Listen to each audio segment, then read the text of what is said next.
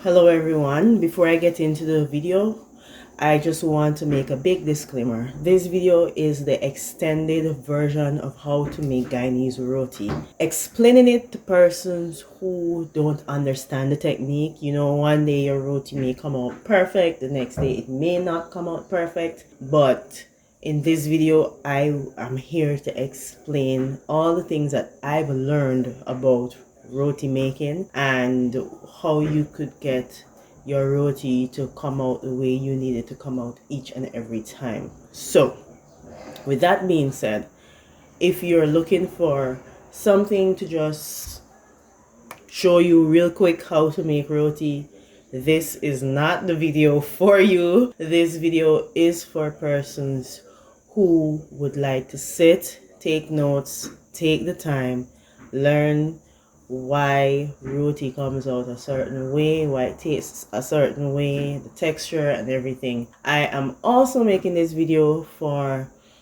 a customer of mine, Taylor. I'll put her Instagram link down below. She's a chef, and I had promised her a very long time ago that I would have recorded the video for her, and she was nice enough to even send me a tripod for this video, and I'm indebtedly grateful to her.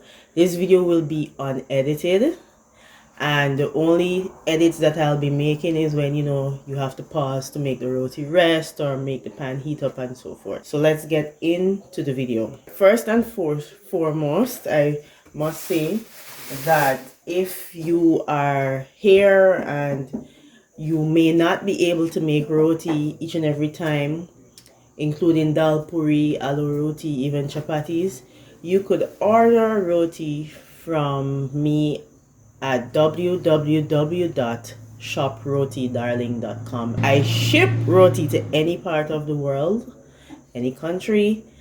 Just jump online, make the purchase, and make the roti and get it to you. The flour that I use, I'll explain that in detail, why I use this type of flour and what type of flour you can use. So this is flour from Walmart, and this is called all-purpose flour. It's enriched, bleached, and pre-sifted, and it says for baking. Now, very important, you can't use any and every flour to make Guyanese roti off the bat. I was even talking to a customer the other day, and she was telling me that in Guyana they would, well, that would have been a long time ago. She was telling me that they used to squeeze the flour together and it would clump up, and that is the raw flour. And I tried it with this flour. It clumped up somewhat, but it didn't clump up as much as what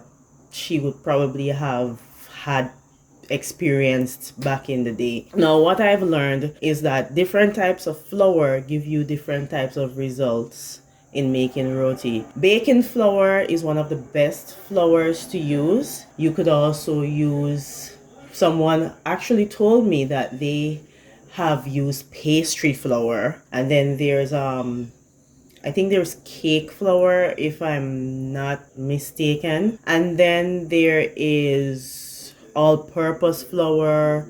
There is so many different types of flour. Now there's a flour that Aldi and the Dollar General sells. Those well, that's for persons who are familiar with those stores. Those flours should not be used at all. It's very heavy, it's very dense, and your roti will not come out like Guyanese roti. To be on the safe side, you could use this flour if you're in the Walmart area. If you're in the Caribbean, you could use another type of baking flour. Now, what I noticed also is that there's another type of all-purpose flour that's not baking flour, and that flour is heavier, and of course you'll get a different result. Let's go again. I am using baking flour. It's all-purpose, and it says sprinkle. Now, I'm not sure what the sprinkle on this means, but I'm guessing that it must mean that it's very light. Also, I tried using unbleached flour, which is not bad, but it's not as nice when it comes down to using the baking flour, I should say. So let's get into the process. Now, different people like their rotis different ways. I personally find out that people like roti that is very soft. Well, if you're from Guyana, very soft, pulls apart very easily. Someone from Trinidad, I've noticed, likes their roti when it doesn't tear easily. It could be very soft, very pliable, but it doesn't tear apart very easily. I'm not sure if pliable is the word that I should have used. I don't even remember what pliable means, but you get the gist, right? This bowl is, I think this is a 12-quart bowl. It's relatively big, and I like using this bowl when I'm mixing maybe 2 dozen rotis. But in this video, I am going to make a dozen roti for you. I don't know how to eyeball very well, so I always measure everything that I make when it comes to making roti. So this is a 1 cup, right? And I have another 1 cup, and what I have noticed, and this is why when you go online and you look for recipes and you make your measurements, this is why sometimes, especially in baking, the measurements seem a bit off on your end, because the person in the tutorial will say, okay, well, this is what we use and this is what I get and this is the result, but you're there and you're getting a totally different result. And this is why I noticed that not all cups are a cup, and this is the reason why. This is an old cup that I was using, and one day I measured with this cup and I got water with this cup, and the measurements were totally off. The mixture came out differently. I realized that this cup holds a bit more and this cup holds a bit less. So when you're measuring, just ensure you measure with 1 cup and you pour water and everything with that identical cup. And my mixture will come out differently from yours slightly, but if you understand the concept, you'll know what to do. So we're gonna put this cup aside. What I'll do, if I forget to say anything that's important for the video, I'll put it in the comment section down below and I'll pin the comment to the top of all the comments. Now, I use 6 of these cups to get 12 roti. Now, I do it that way because I do my roti a bit thinner than usual. So if you like a really thick, very fluffy roti, I would recommend you do 2 cups to get 3 roti. So you'd need 8 cups to get a dozen roti. I'm only using 6 cups, right? So remember, if you want a thicker, fluffier roti, use 8 cups to get 1 dozen roti. I'm only using 6 cups. Another thing that I do, and let me put,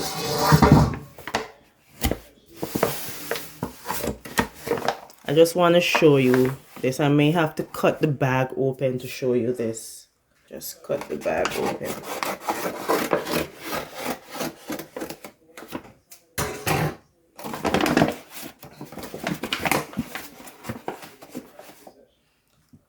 I'll show you how I scoop the flour out. Now what I notice, this is gonna get messy, but if you just scoop the flour out like this and level it out, the measurements will be off because it's not a dense cup, meaning you are not forcing all the flour into the cup and there is air left in the cup. So this is how I scoop the flour out. I would put my hand here and I would press it down. And I'll make the cup denser. So we have 1, 2,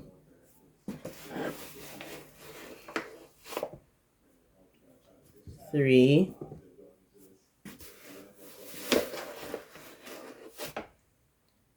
4,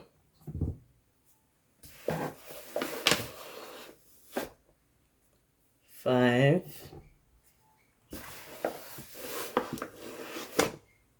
6. Now I have my 6 cups. You, of course, will have 8 cups, right? If you want a thicker, fluffier roti. If you don't mind having your roti come out the way mine comes out, then I would recommend you go with 6 cups. Now it's time to add our baking powder, etc. I've seen persons use yeast in roti. Several persons and several bloggers and content creators use yeast. I don't use yeast because it's not necessary in my opinion. And when you use yeast, of course, you're gonna have a tiny bit of that taste of the yeast in there. And then some people don't want yeast in their body because of health issues or health reasons or because of religious reasons. And some people use yeast in there because the roti would come out. It's easier for the roti to come out better. My roti is more like of a crumbly roti, and when I start to mix it, you'll understand why it's more crumbly than stretchy. Now you could get a stretchy roti that's soft, and that's when you could achieve a stretchy roti in several ways. One way, in my opinion, is by using yeast. So when you use the yeast, it's going to have a stretchier nature than more of a crumbly nature. Now I'm going to use baking powder. This is great value, the Walmart brand also. I've never had any issues with using any type of baking powder, so there's no specific brand that you need to use. And before I throw this out, let me just explain this spoon. This would be considered a teaspoon, but this teaspoon is very tiny. My hands are not very big, but they're not very small. This spoon is very tiny. Let me put it against the measuring cup, the 1 cup thing, so I could show you what it looks like. It's tinier than a regular teaspoon. This is more like a teaspoon. I'll probably have to Google it to figure out what you call this size. Honestly, I didn't think about Googling it before starting the video. But to me, this is the teaspoon that I'm used to. It's a bit bigger. And then this is a teaspoon I've been using. There must be a special name for this type of teaspoon because it's smaller than the average teaspoon. Now, when I measure out this into a precise teaspoon measuring type of thing, and I don't have that right now because my son burned it up, but it cannot fill an entire teaspoon of measure. So what this fills is half a teaspoon. If you're gonna get like something to measure with, it fills half a teaspoon. I wish I had that measuring item there for you, but I don't. So we're gonna wing it, right? Now, this is I would sometimes I would go a little overboard with one of this, and sometimes I would do the exact thing. But I add one of this to 2 cups. So because we have 6 cups, we're gonna add how much? 3 of these tiny teaspoons to the flour. So we have 1, 2, 3. My dad hates when I hit the pot or dishes and stuff with spoons, but he's not here, so I could do whatever I want to do. Okay, so we have 3 very small teaspoons of baking powder to 6 cups of flour. Now, salt is debatable, especially if you're Guyanese. Growing up, I never had roti with salt, and I only started having roti with salt after I left Guyana. So because of that, I would add salt to my mixture now. Some people really like it. Most people don't mind. I never heard anyone complain. Just one or two people would say, no salt in their roti. So we're coming in back with this tiny teaspoon. And as you could see, this is a leveled spoon. I didn't have to like make it condensed as I did with the baking powder when I was measuring the flour. So I just level it off, right? It's leveled. And I do one of these to 4 cups. So we're going to have one, and then we're going to do half because we only have 6 cups, right? So this half is for the 2 last cups, right? So 1.5 tiny teaspoons of salt to 6 cups of flour. And of course, if you're using 8 cups, all you do is put 2 leveled spoons of this tiny teaspoon of salt. And for the baking powder, if you're going to use 8 cups, you use 4 of this instead of 3. Now on to the next thing. Some people use butter. I think my mother used butter when I was a little girl. Some people use ghee. Some people use lard. Now, because of the business that I'm in, a lot of people would call and say, they're vegan, they don't use butter, they don't use animal ghee, etc. So I just see where it's basic to just use vegetable oil. And I've noticed that using olive oil gives me the same result. So you could use an olive oil or any other type of oil that you want to use, or any type of fat or butter or whatever. But in this video, we are using good old vegetable oil, and I work with any brand. I do notice though, the Crisco brand vegetable oil is the best oil that I've used when mixing roti. But I'm not using Crisco today. I think I'm using some other brand. I don't remember the brand right now. To every 2 cups of flour, I put 1 leveled tablespoon of vegetable oil. So we are going to use 3 tablespoons of vegetable oil, since we are making 12 roti and using 6 cups of flour. And if you were gonna use that 8 cups, you would put 4 tablespoons of oil. I think I've mixed so much flour in my lifetime that it's kind of gross for me to use my actual hands to mix the flour. So you don't have to put these on. I'm just putting this on for personal benefits. And then sometimes, I would do my nails, and you don't mix roti with your nails well did. So I always use a disposable glove to mix. So what I'm doing now is just taking my fingers, and this is nothing to explain. You could do this anyhow, like with a mixer, with your hand, and you'll get the same result each and every time. So you don't have to worry about this. I usually don't put a well or anything. Sometimes I do, depending on how I feel or how much time I have.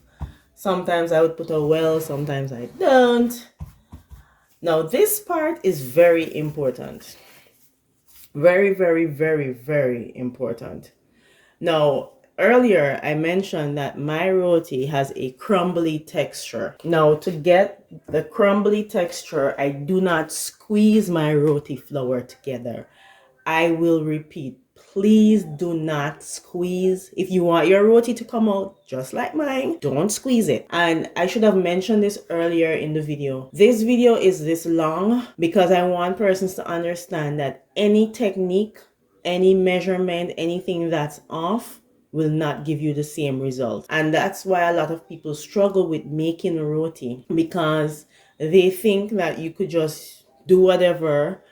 And a lot of persons don't explain the intricacies as to why they're doing certain things. And if you're a person who is not au fait with making roti and you're not familiar with it, and you come, the roti doesn't come out like theirs, and you're heartbroken, you're disappointed. Don't be heartbroken, don't be disappointed. Roti making is not for the faint of heart. Some people get it naturally and some people just don't. I'm one of those people. I am one of those people.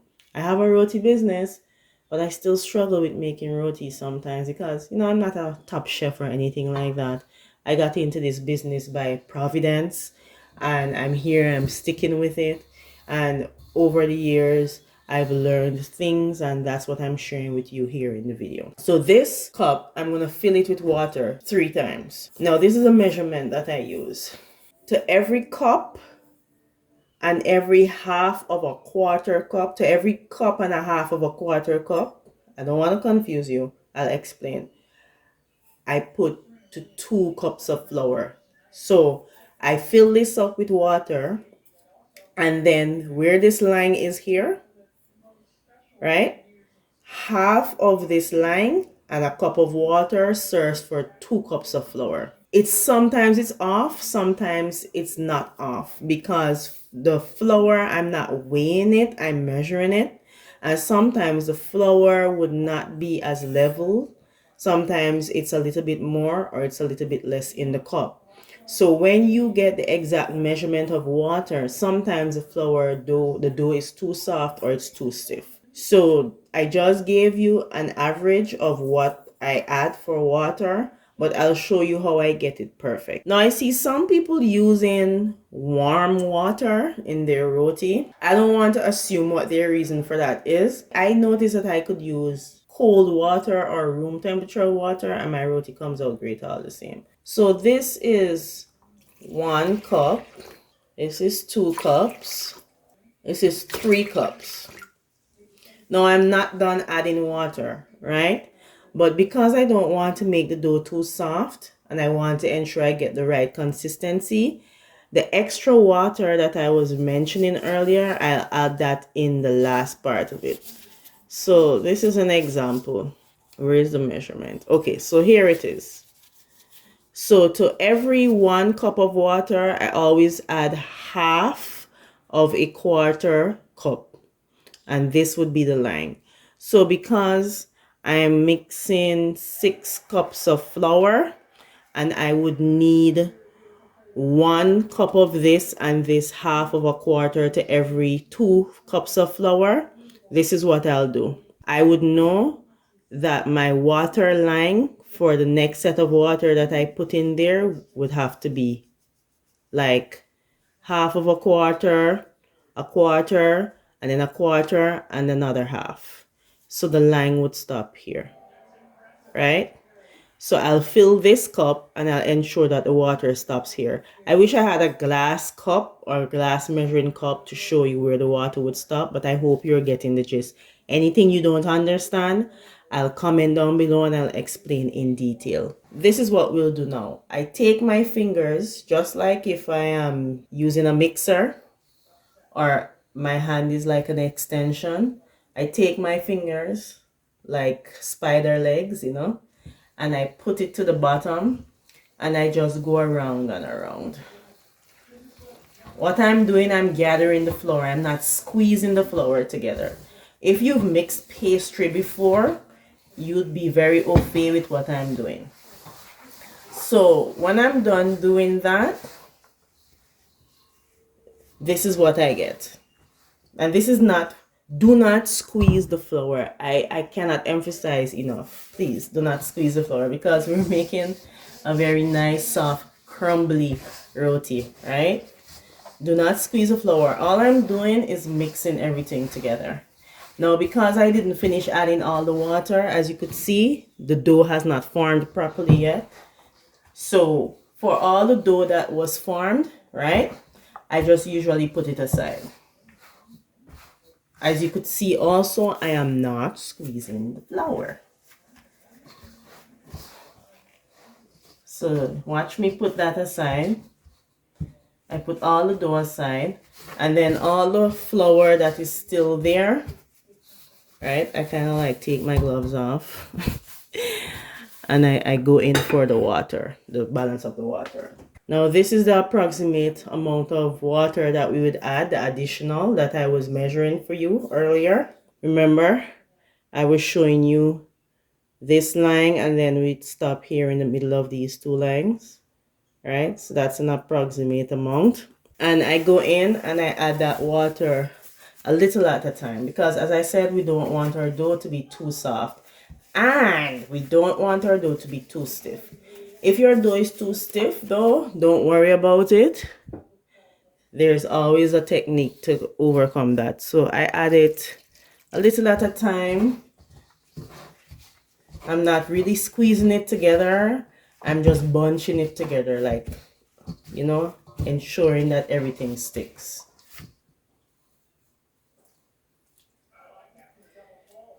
Honestly, when I'm not on camera, this doesn't take this long. Like, I just do it like real quick. But because I want you to understand, look at that. All you have to do is move the flour and the dough around the bowl, and eventually everything will become dough form. Now, I know this looks weird. It looks like pastry dough to some extent, right? Look at that. It's soft right now. Some parts of it's not as soft, but I'm not squeezing the dough together. I'm just mixing it around and around. Sometimes my dough honestly doesn't come out this soft, right? Right now it's a little softer than usual. Sometimes if it's too soft, I just take a little bit of flour, not much. I just use a little bit of flour and I move it around that extra flour that I just did, right? It's not necessary, but sometimes I do it, like if I feel as though my dough is too soft. But look at this. You see the consistency? Now let me show you how much water is left over, as to why I told you, do not add all the water at once. See? We just have a tiny bit. And I know some people would say, oh, it's just a small amount of water, it doesn't make a difference. Trust me, believe me, it makes a difference. Don't put any more water in there. All right, I just usually leave my glove in here because I'm going to use it afterwards. And we're going to cover this now. Now, the resting phase is very important. This allows the pH of the dough to change. Now, you don't have to let it rest very long. And I want to explain the resting phase to you. The longer your dough rests, the more I would say, the consistency of the dough changes. Now, if you want a stretchy roti without, and this is the part of it I wanted to explain to you. If you want a stretchy roti that does not include yeast and you don't want to use yeast, you either need this dough, like you need it like bread. Please do not knead your roti dough, please. If you want your roti to come out like mine, do not knead the dough. I'm just explaining something to you. So if you want a stretchy consistency, all you have to do is knead this dough for like 5 minutes and it will be stretchy when you make it. It won't be stiff, but it will be stretchy and soft. Now, I don't want a stretchy roti. I want a crumbly roti where the moment you tear it apart, it just falls apart. You could also not knead this dough, but you could leave it for like 5 hours, 6 hours, and the consistency will become very stretchy. That's not the type of roti we want here. So I just need to leave this to rest for 15 minutes. So it's been a little bit more than 15 minutes. I got, you know, busy doing stuff. It's been about 35 minutes. I don't usually go that long, but if I get busy, you know, I take it up to at least, or not at least, I should say at most an hour. No more than an hour, right? So 35 minutes was my max time for today. Now I'm going to sprinkle the counter because I'm going to section off the dough. Now this is how I'm taking the dough out. See, I'm just scooping it out right? Just getting all the dough out of the container there. Now I usually do my roti in bulk, but for the sake of this video, I'm doing it just like traditional Guyanese roti. So you could use a knife. I'm just using my hands to section off the dough. Now to get equal parts, I just section them in halves until I get 12. So I have my first half sectioned off, and then the second half I do the same thing. Now if I had wanted like an extremely thick roti, I'd probably do like half of this. All right, but my rotis are a bit thinner, right? So I'll divide this into 3 parts. Some people measure their dough to get the exact size for each one of them, but I'm not going to do that. So what I'll do, in the interest of time, I'll do these 3 sections like how regular Guyanese would do theirs, and then I'll just do the others the way I do it. We're going to roll these out now and oil them.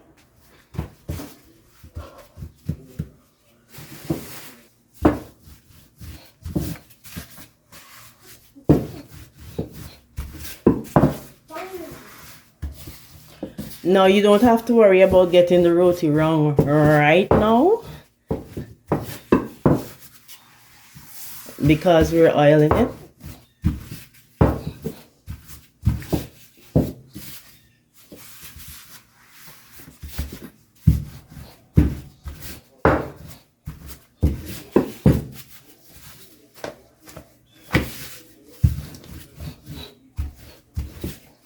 Also, don't worry about how not attractive your circle will look, because a tasty roti is really and truly all that matters, right? This is a silicone brush. This is what I would usually use to baste the roti, but I'm going old school and I'm going to use this tablespoon instead. Now I usually take a heaping spoon of vegetable oil and I would spread it around the roti, and I would use the bottom part of the spoon to distribute the oil.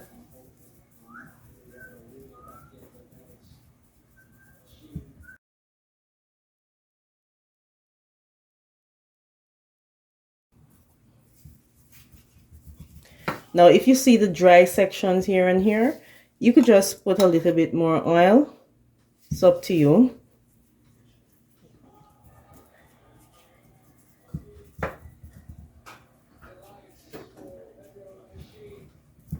And there are so many ways you could use to distribute this oil. You could use a brush, you could use parchment paper, like just clump the paper up in a ball and use it. You could use your hands, like dip your hands in the oil and just distribute it.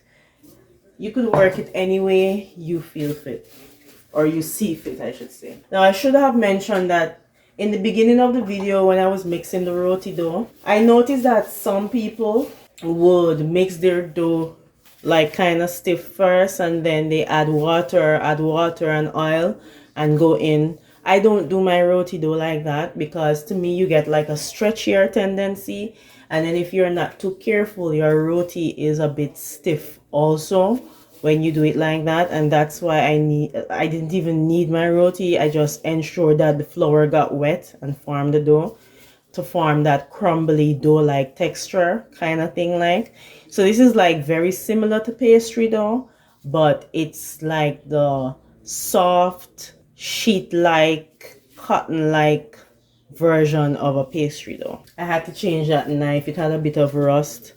That is what I would use to attach my mill to the table, but this is a regular knife. Okay, so from the middle of the dough to the edge,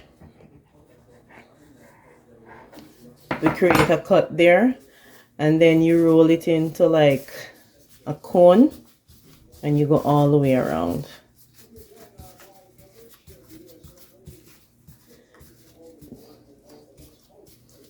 And the thing with roti is that the dough can change in the twinkling of an eye. My dough is already starting to stick to the counter because the pH is changing.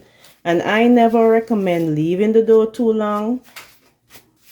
So this is what we have, right? A lot of people know how to do this already. They roll it up and then they secure the bottom and then stick the middle down with their index finger and then put it aside.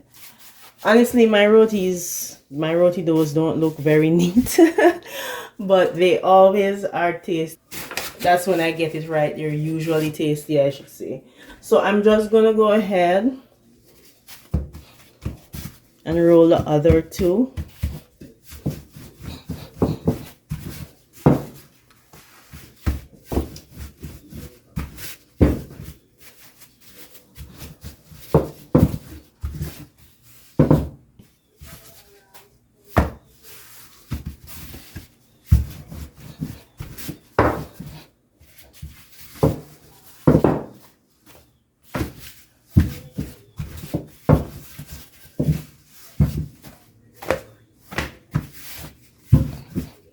Oops.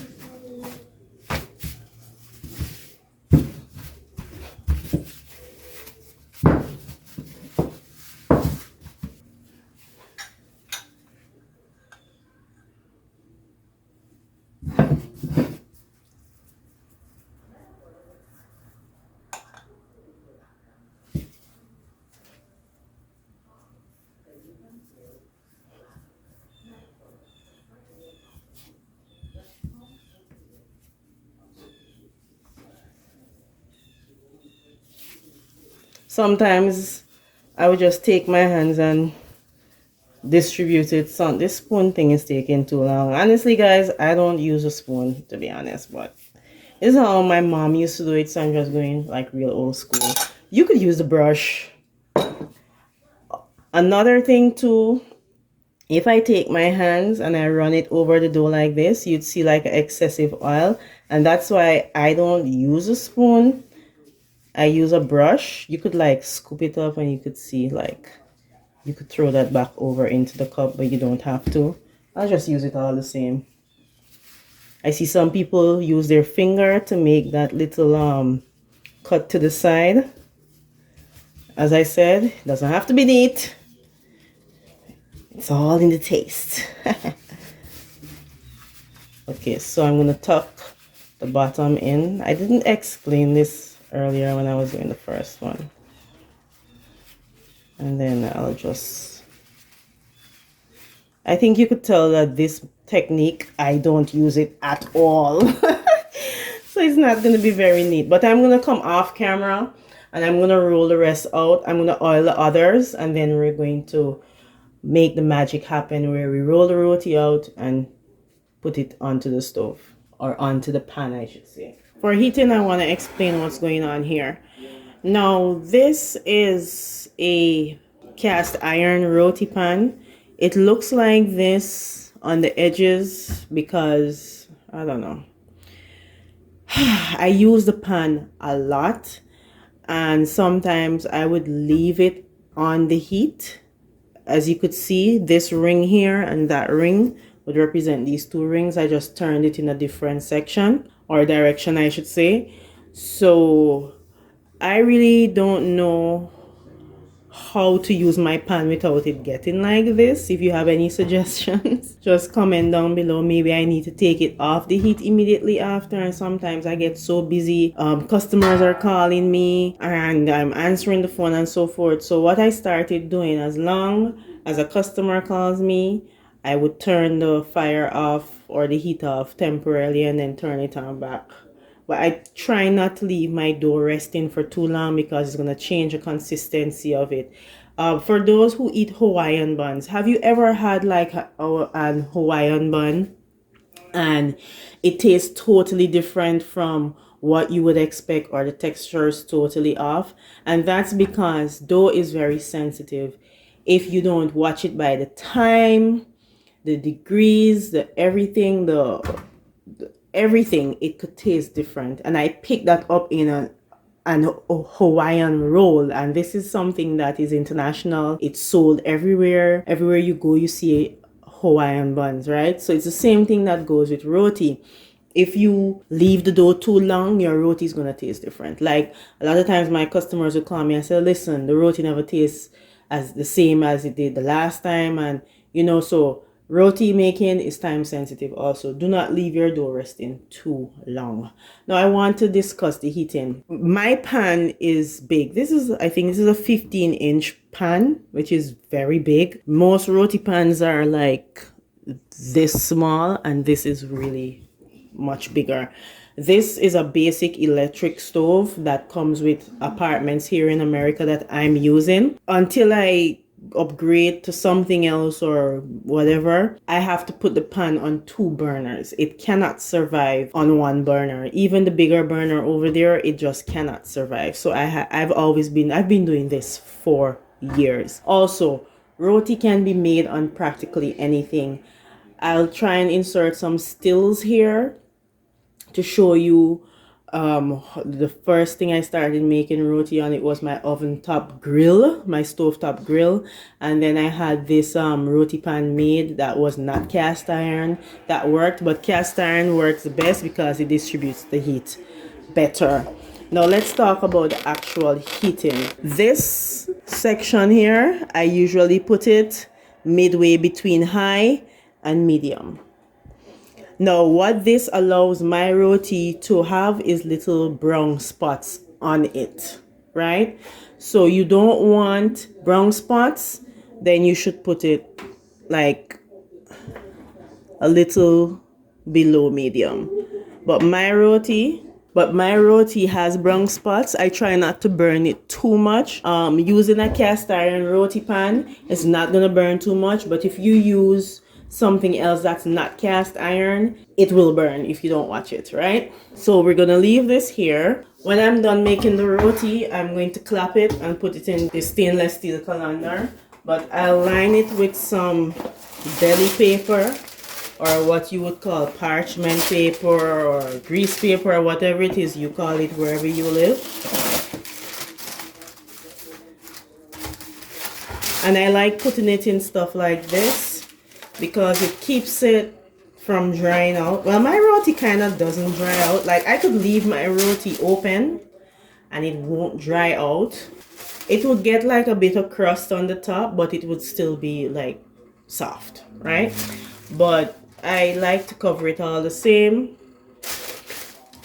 So I'll put this aside for when I'm ready to clap. Now, these 2 back ones were the ones that I did first. And I kind of have a thing with dough. I'm so used to rolling them up in balls like this. I ended up rolling the first 2 that I did like that. But then I went back and I did one the traditional way. Another thing I should say, if you're going to leave your dough open, please cover it with like a damp paper towel or a cloth or something. Or you could put it in like a container with a lid to cover it, and it will keep it from getting crusty. Now, because I'm doing these right away, they won't get crusty.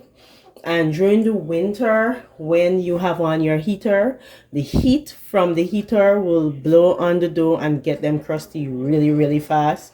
So because it's summertime now, I don't have on the AC, I don't have on the heater, it's just regular room temperature. It looks this way and it's still nice and soft. Now, this is important. Now, how to tell that your roti is ready to be rolled out is to take your fingers and literally just press. And if it goes down and you see it's kind of coming up back or bouncing up back slightly, you know that it's ready. Like, this is ready to be rolled out. It's so nice and soft, and it's just, look at that, it's just ready to be rolled out. Please do not let the dough set for a very long time, because you're going to regret it. It's gonna stick to the pan if you're not very good with rolling roti out. So the moment you roll these out, you give it about 10 to 15 minutes to rest like this. And while it's resting, you could let your pan heat up. That's the best way to do it, and your roti is gonna come out perfect. I do notice that if I leave my dough for a long time, like an hour, hour and a half, 2 hours, it's a disaster. So I just give it 15 minutes, and while it's getting time to rest, my pan is being heated. Honestly, I wanted to use the whole spoon thing. Nah, I'll stick to using this silicone brush. Alright, so we have a bowl with some flour here because we're gonna, flour the surface. Now flour the surface, and then we're gonna start rolling our dough out. The pan is getting hot, so what I do is just sprinkle it with a bit of oil, and then I distribute the oil with a clean wet rag. These rags you get them like Walmart, or you could use whatever, paper towel, whatever is convenient for you, you could use that. Also, now because my fire is relatively high, or my heat is relatively high, depending on the amount of flour that I flour my dough with, like if I put a lot of flour on this dough and you add it to the pan, the flour is going to burn very easily on the pan. So when you take the roti off from cooking, you need like a clean cloth to just wipe it off, because your roti is going to look dirty. When you put the second roti on after the first one, it's going to look dirty because the flour is burning on the pan. So if you go somewhere and you see your roti looking a bit dirty, it's not dirt, it's just burnt flour. Now, something that I notice a lot of times, if you don't let the pan heat properly, when you do your first roti, it doesn't come out as perfect as how you'd want it to come out. So maybe 2 or 3 rotis in, that's when the pan will get a nice adjustment in heat and so forth. Also, do not let the pan overheat. It's okay to let your pan get nice and hot. Maybe you'd need a thermometer for that, and I don't have one for this video, but right now you could see the moment you see smoke coming up from the pan itself, it's time to start rolling your roti out. So I'm going to start with the regular dough first, just to beat the pan, just to break the pan in, and then I'll roll the one out that I rolled out the Guyanese way. This rolling pin is not your traditional rolling pin with the traditional ends. I got this at Home Goods. I was looking for a rolling pin without the springs in the handles, and I could not find any, and this is what I got. And it's been serving me well. I was wondering, if it's something that I would be familiar with. Okay, so when I'm rolling my roti, I roll it into ovals, and then I turn it to the side, right? And then roll the side of the oval, and that's how I achieve getting the perfect circle, right? Well, it's not perfect now, but it's better than not perfect or not round.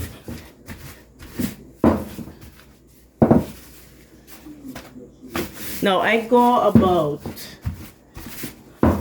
10 inches in diameter. Like if you look at my roti, you could see it's really thin, right? It's really thin. Like you could put 2 quarter-size coins together and you'll get my roti, right? So I'm moving this over here just to show you guys exactly what I'm doing. So bam, I drop it on the grill, and I have to flip my roti a certain way because really and truly heat is not to the 2 ends, heat is to the top and to the bottom, so I kind of have to flip it a special kind of way. So if you notice here, the roti is starting to bubble up, so the moment it starts bubbling up, you flip it, right? If your stove is like mine, or if you're using heating system like mine, You could flip it the way I'm flipping it to ensure that all parts of the roti is being cooked evenly. So I'm adding the oil, and then I'm going to flip and oil the next side. Right, you see that? It starts to bubble up. So I would do this and then dip the brush in the oil. I don't take off any. I let all the oil distribute onto the roti. A nice oil roti is the tastiest.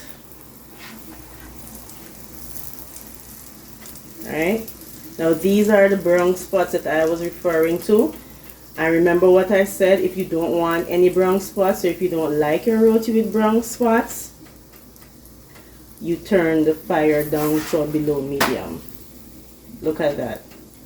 Now this roti is very, very soft. Look at that. You see how easy that tore? And then I flip it one more time. Now I always ensure that my edges are cooked. I try not to overcook it because you don't want the roti to dry out. Right? And then the moment that that is done, see, I remove it. I'm going to put it in here. And to avoid the pan from overheating and burning the flour, see, this is how it looks. This is flour, right? It's not dirt. And it looks that brown because my pan is very hot. Right? And now I clap. Now I don't clap roti. I usually shake it in a bowl.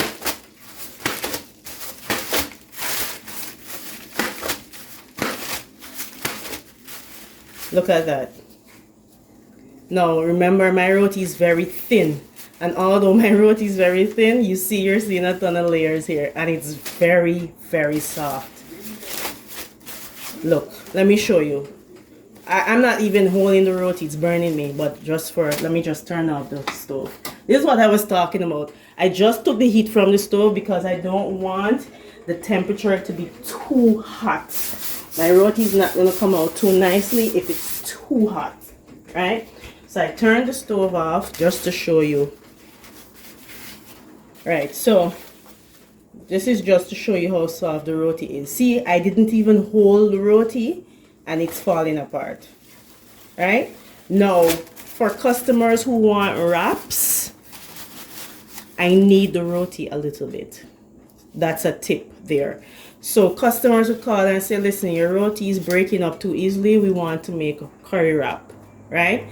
I could make wraps without kneading my roti, but not everyone can do it. So if you call me in and you say, listen, I want my roti to wrap, I knead the dough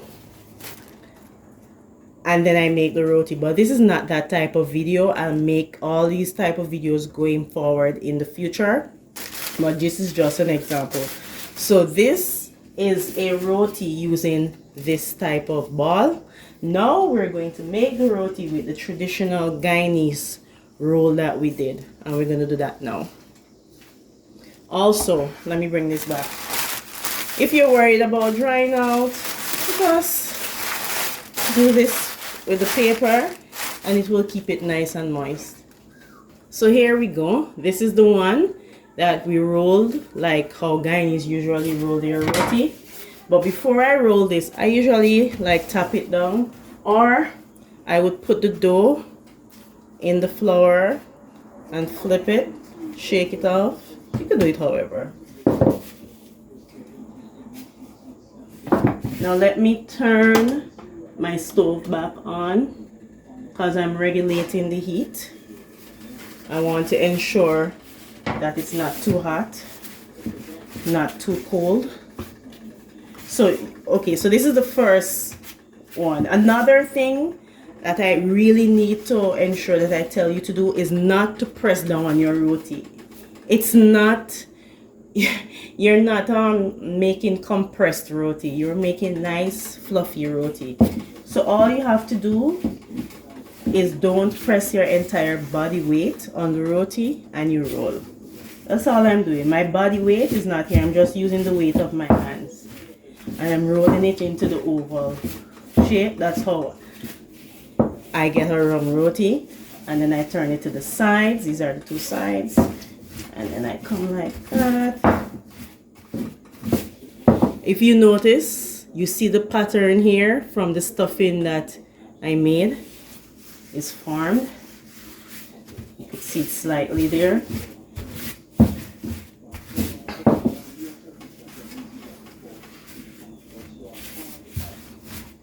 Oops. You could flour the counter again.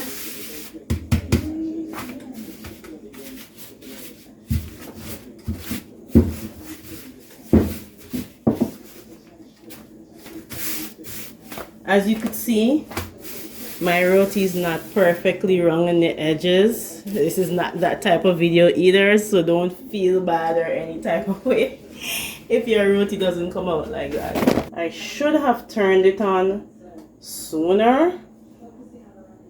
And you don't want to leave a rolled roti lying on the counter either. That's another disaster. It will not come out as nice as you'd want it to come out.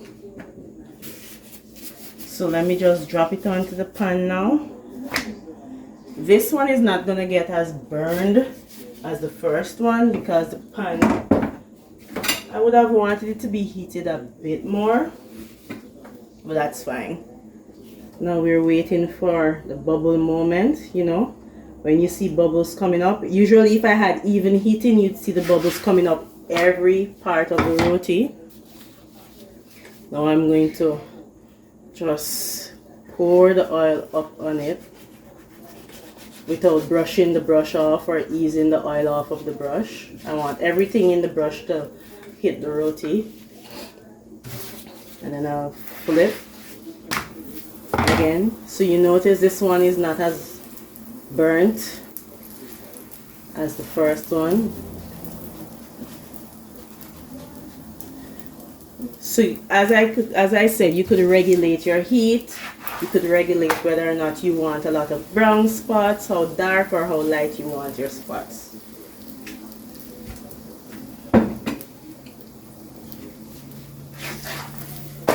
Flip again. Now this one is extra soft. Look at this. Look at this feathering. Ooh, ooh, look at that featheriness there. It's extra soft because the heat was not as hot as the first time that I put the roti on the pan. So this is very, very soft roti. This is like melt in your mouth roti. Alright, so let's bring our pan over. Yeah. You could flip it like one more time. Now this is the dirt I was referring to. Look at that. That's the flour. You know the flour is being burnt because the pan is hot. I'm going to take it off. I'm going to turn the stove off. I'm turning the stove off because my heat is very high, you know, and I want to regulate the heat. And because I'm talking and explaining stuff to you guys, I want you to see. Now I want you to see something. This roti is hot. Look at that. This roti doesn't even have to shake. You could just eat it like this. Whew. Oh my gosh. I really want to pull it apart and show you the layers without clapping it. But look at that. Woo-hoo-hoo-hoo. This is soft, melt in your mouth roti. I guarantee you, if you follow these steps, you're good to go. So let's clap. As I said, I don't really clap. I don't clap roti. I usually shake it in a container. And I'm wearing gloves. You can imagine if I wasn't wearing gloves. This is nice and hot and soft. And remember, this is thin roti. If you were the one to do it in like with 8 cups of flour and get 3 roti from 2 cups, this would have been overly layery. Look at that. All right, so look at this. It's beautiful, beautiful. All right, so I'll just put this aside, cover it down. You guys could like replace certain parts. What you don't get, please comment down below. Ask me tons of questions, I'll answer. And remember, if you just don't want to bother with the hassle of making roti, you could buy it from me. I ship to any US state, any country in the world. Just visit www.shoprotidarling.com and I'll have roti to your doorsteps. Yes. And I do dal puri, and the dal puri comes with complimentary sour, and I also make aloo roti and chapati. And I use atta flour for the traditional Indians who are used to the atta wheat flour. I use that for the chapatis. Guys, I'll see you in the next one. Bye bye now.